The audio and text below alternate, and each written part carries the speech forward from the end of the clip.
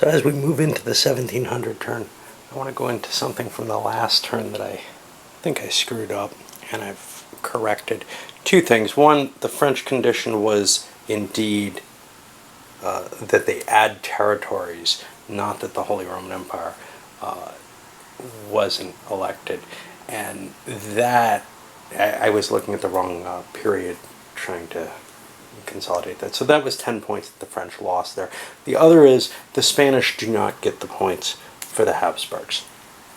There's a little dollar sign there. I think that means they have to still have them in their special vassal state or special minor ally state. So that was 15 points off for the Spanish. And point-wise, if I can find where I hid the points, that means that the French are down to 833 and the Spanish are down to 137. Still deep in first or last place either way. It's not a major effect. I think the Dutch are choosing the Habsburgs. I looked at the point things. Even though the Dutch can pull in a lot of points by being the Dutch, they're not going to get any end of period points from what I can see. And by being the Habsburgs, they should be able to get some of those.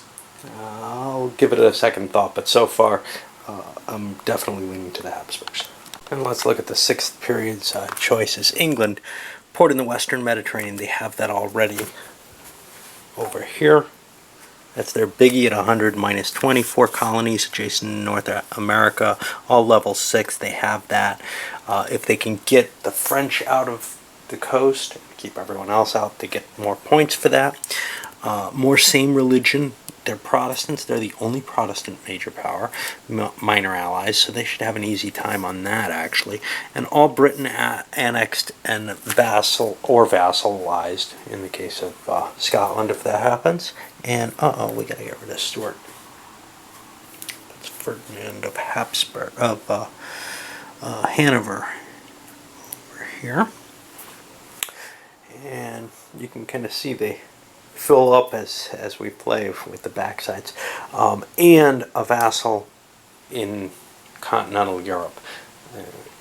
These seem like impossible goals, right? You know, they haven't had Scotland, and Hanover they haven't had. Well, but the point is there's events in play that can help cause these, so they're hoping to get those. France, Mediterranean trade centers, their big choice. No English or vassal on the continent. That puts them in a direct line against the English, and there's a chance. I don't know how the event goes out. More minor allies than any other Christians. Sole producers of fur or asiento in the Americas. That's going to be a tough one. For the furs, the more likely of the two. They've still got the Dutch up there, and they got to defend themselves against the English. Asiento, they don't have the slaves yet. You need 4 of them to satisfy Spain's automatic need. And they're taking, again, the penalty on border provinces in Holy Roman Empire. They don't expect to be able to annex things. Spain, Empire, and Italian miners allied. They get a bonus if they get both. Total monopoly in the Caribbean or no asiento. And now here we're seeing, wow, Spain's already taking picks that look really, really hard. I mean, they can't even keep their own Caribbean stuff, right? Yeah, Spain's in so much trouble that they can't really find picks that are likely to create points at all. More sugar in the Americas. This one's not as unlikely. No non-Spanish in the Caribbean. Yeah, that's impossible. And then the 5 Burgundian provinces, which is just a penalty they're taking. Russia, all minor Khanates annexed. They're going for that again. A port in the Bothnian or Baltic and the Black Sea. They're going to have the Bothnian. They've already started St. Pete. I didn't mention that. They put $100 into that. The Black Sea, that's going to be tougher. Bothnian and Baltic ports. That one comes with a penalty on it, and they think it's unlikely, but I don't know why they picked it with the penalty there. And Wallachia and Moldavia annexed or vassal. They're really looking at an anti-Turkish movement here. The other option is anti-Polish, which, had they had Austria still as a minor ally, would work, but they do not. And Turks, no Christians in the Black Sea, directly against the Russians. There are no Christians in the Aegean and the East Med. They're taking this one again with the hope of being able to take Venice out of the game in there. But Venice is going to be a hard pull here. They've got to get these 3 provinces from them. That's going to be tough. More on there, the anti-Venice, the Med trade. That's also anti-Dutch right now. No Christians in North Africa. Wow, they're starting to find ones that don't work well, because how are they going to get England out of North Africa? I don't know. Could try to making a marriage. All Turkish and Hungarian provinces. That's a penalty that they're taking at reduced rate. They don't think they can possibly take Hungary, especially with a major player there, but they didn't know that. Austria wants all Hungarian provinces. They've got that. They want Austrian Belgrade. They did not yet take that, so they're positioning themselves on an anti-Turkish line here. Austrian Mediterranean port, again, anti-Turkish from their view. They're going to have to take Albania or Hellas or something like that, or Macedonia, fight their way down. Habsburg Emperor, that should be pretty easy, but it's not worth much. And their penalty, no Holy Roman Empire, Habsburgs annexed. The issue there is Alsace. This wouldn't necessarily be too hard, but with Alsace as part of the empire, they just don't see a chance. All right. Well, that's where we are. We'll start the actual turn, rolling the events and such. I think we'll wait till tomorrow morning to start that. Okay, we pushed our way through the events phase for the 1700 turn, and, well, the biggie was leader losses. Russians got a child on the throne, not particularly good. That replaces Peter. Habsburgs have shown up. They got an excellent minister. That was as a political event, actually. He's only going to last one turn. I got a horrible roll for him. But he does allow them to break an alliance. That's not going to really help much. And people making an alliance with Austria might keep that in mind as well. We had a dynastic crisis in Spain with a new leader who's going to be a good military leader, but he's a child still. French had an ill monarch.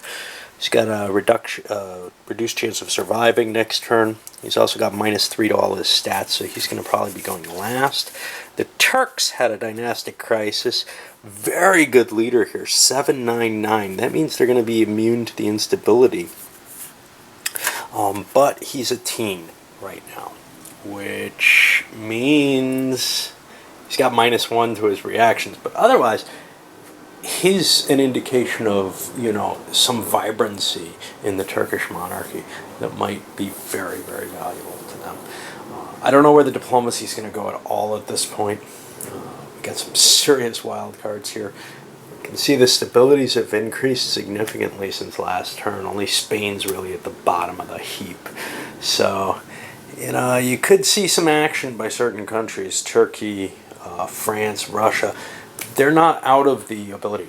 Other events that came into play, we had the Act of Union, which would only have worked if there was the personal union between the Scottish and English monarch, which failed. So that means that's just written off. It's not going to ever happen. The English victory condition to vassalize or annex Scotland means they actually have to work hard on it and vassalize it. We also got, from last period, a Polish, the Saxon king in Poland, which means the Saxons are now going to be something of a single country with Poland. Saxon troops can go aid Poland. Polish troops have a harder time aiding Saxony. They'd have to get some sort of passage through there, but the Saxons are allowed as Holy Roman Empire members to pass through the empire. Which is kind of weird because other places in the rules kind of state different things. For example, the Prussians gain that ability when they become the Kingdom of Prussia. But I'm assuming that it applies here for Saxony. It's just not a general thing that is always the case. The Habsburgs as emperor have it. If they lose the empire, maybe they do not. I don't know. A lot of little tricky stuff like that in these rules always, obviously. Anyway, on to the diplomacy. We'll see what boils down out of that. Or I could just be too fatigued to really want to do much. And it's not like, a lot of these countries really are in a position to act yet.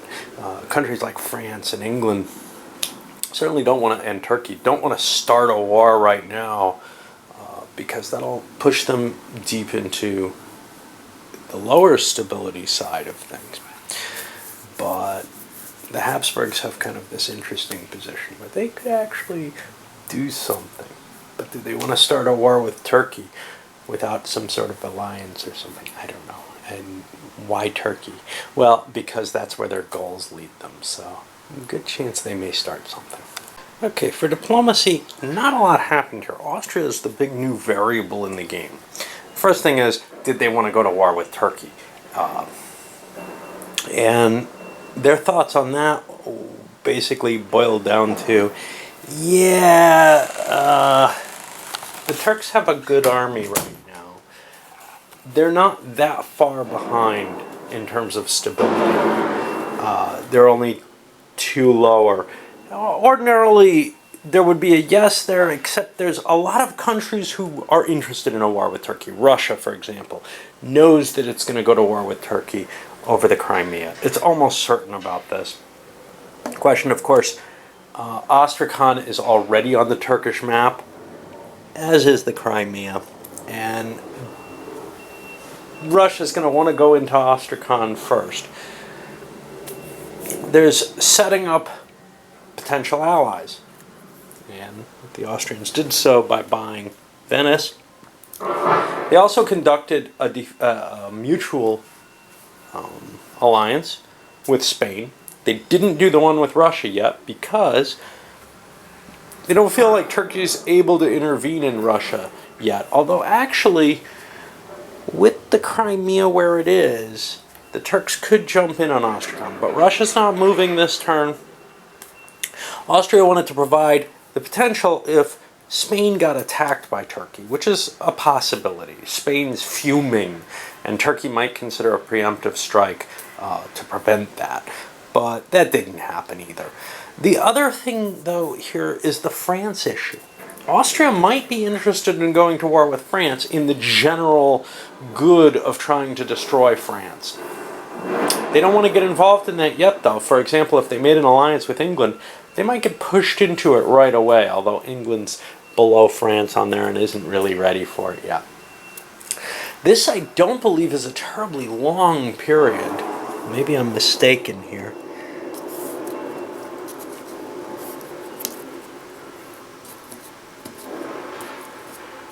Yeah, it goes to 1755, so this is actually the longer of the two. 1, 2, 3, 4, 9, 10, 11. 11 turns.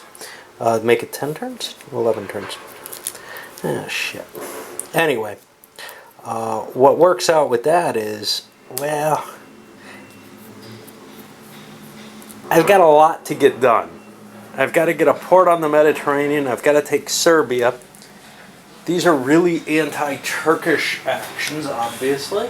I also have this interest, though, in bringing France down with at least one more. And it's a hard situation for them. One thing to note here, Poland, who, has been this massive power, has just dropped in technology, essentially. They've fallen down to the Orthodox level, which means they're at below Baroque, which puts them below the Turks, actually, here. That would have been one of the other options, is Turkey's still behind the movement war, whereas the Austrians are clearly well up on that. So, there's a lot of things to balance here. It was a hard decision, but the feeling is, once another turn or two as Austria takes place, and they have, at least for this turn, the best diplomat on the board, well, maybe they'll have a coalition that they can really take Turkey on with. But Spain has really cold feet about going into war with Turkey, certainly before they get themselves out of the stability hole. And other people aren't terribly interested. So I don't know. Okay, now finally pushed my way through the economic phase. These are getting more and more expensive, and that's the problem. It's not that they're more expensive in terms of the amount of effort involved, although that does go up. but just on my psychological toll, it's, those big military phases are painful in terms of moving all the military, but I'm just not feeling the desire to go through the economic phases. So this one, hell.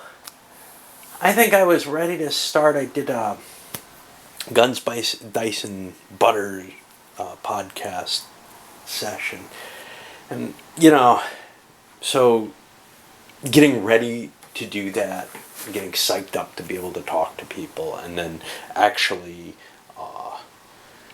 performing it took a couple hours of taping. And then the recovery on the next day, I still had to work, and I was not in the same mood. So I lost a couple of days due to that, but more because I just don't want to face the economic thing. So actually, it's taken me like 3 days to get to this point in the economic. Now, nothing's going to happen in the military phase here. Nothing at all. This is like early in the game, except there's not much to explore. Anyway, we see some armies building up. The new Habsburgs are forming up an army with this intention of going to war with Turkey. Turkey's beefing its up. France is beefing its up. Spain is doing what it can. Russia's preparing itself for Astrakhan. But we have no roles for the miners or anything. None of that matters. And right now, really in a lot of ways, none of the rounds are going to matter. There might be a little bit of exploration type action going on.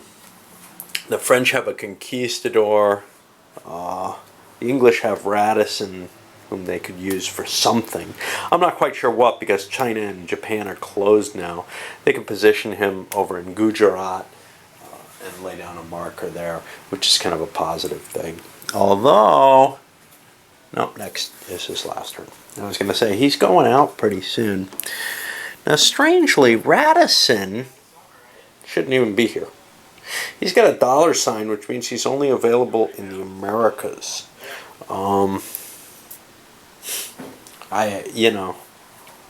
Too bad. Stuff like that happens sometimes, and it's really not a big effect on the game as a whole, but I've been using him to ship the Indies fleets over and such not. And there's not much for him to do in the Americas. Almost everything that's worth anything's been discovered there. He could do some sailing around, discover all the sea zones around here, or maybe over here, in order that the English can actually start competing there. They're going to want to do that at some point or another.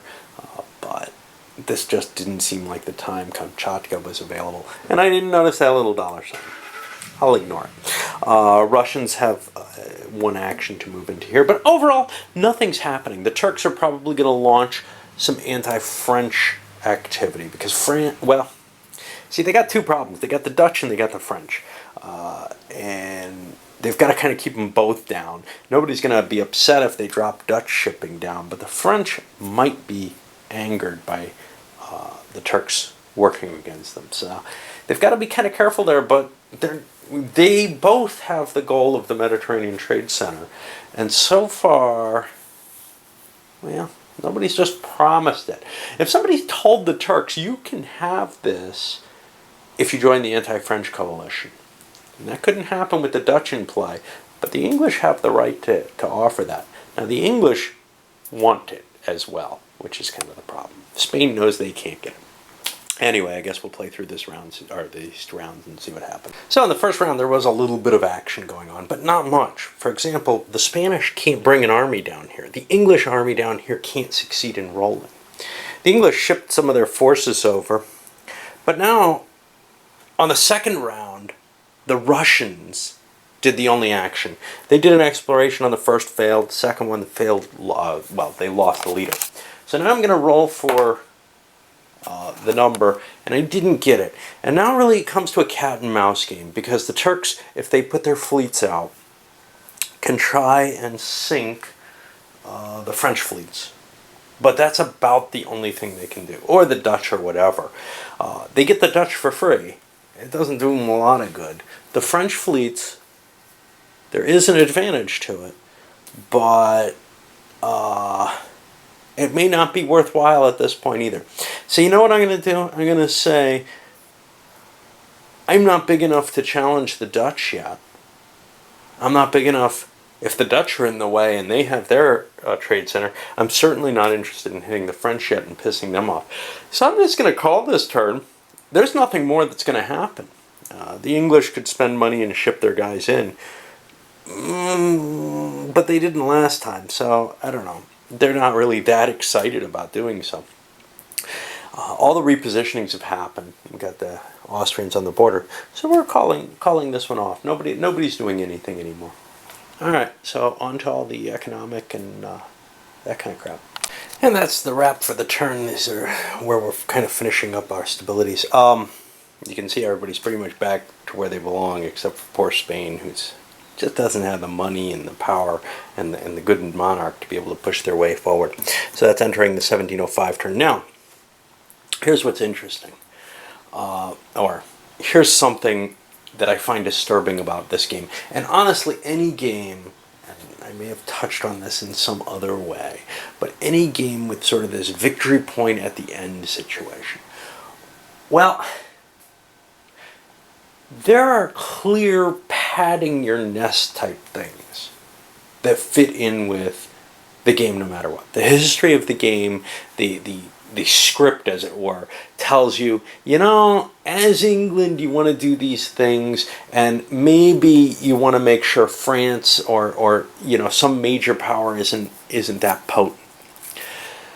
In this game, we have some fortune, which is that France is both a military power in Europe, strong enough to really be destabilizing and worrying everyone, as well as being in the lead at the victory points. But quite often, the person in the lead in the victory points is someone like the Dutch. Maybe the old Spanish Empire collapsing, or the English, where the choice to take them on, they're still not a superpower. Well, England and France are really the powers in the later part of the game. But a Dutch or a Spain isn't going to be the superpower in the game that's destabilizing Europe. So there's no real incentive to take down the person who's really in the lead in terms of the current global political status. Rather, it's, hey, who's got a glorious past? Let's pick on them. That makes no sense. It makes no sense. And honestly, in a lot of ways, you've got the same kind of thing in the Here I Stand and especially Virgin Queen. Yeah, we have a lot of culture. Let's smack them down for their culture. I don't know. It's just disturbing when you try to work things in. This game tries to work this past glory, and a lot of games do that. It doesn't bother me as much, not that I like the game, but it doesn't bother me as much in a history of the world type game, where, it's a gamey type situation, and you kind of walk away from that and you expect that. But in a game like this, where it really is trying to capture, the motivations and everything, and builds them into the events, but the biggest motivation, especially as the game starts to wind down, as it is here, is, hey, who's winning? Who's doing too well at this time period can also come into play. But who's winning at the end? Who's winning doesn't really mean much. Okay, so let's say it was the Dutch. What do? We wipe them out? We stomp out everything they have? Maybe, but that doesn't... You wouldn't see, say, a Franco-English alliance to wipe out the Dutch being sensible. Now, this game has boiled down to a sensible situation. You do not want to let the French have the power they have. And actually, the English are having trouble because the sort of natural dynamism of the game is working against them. Spain is pissed at Turkey, and they do not want to they don't care about France. They can't win. It's not that big a deal to them. They want to make Turkey pay. Okay, so there's one ally out. The Dutch have left and gone and become the Habsburgs, who really want to feather their nest, and the easiest way was Turkey.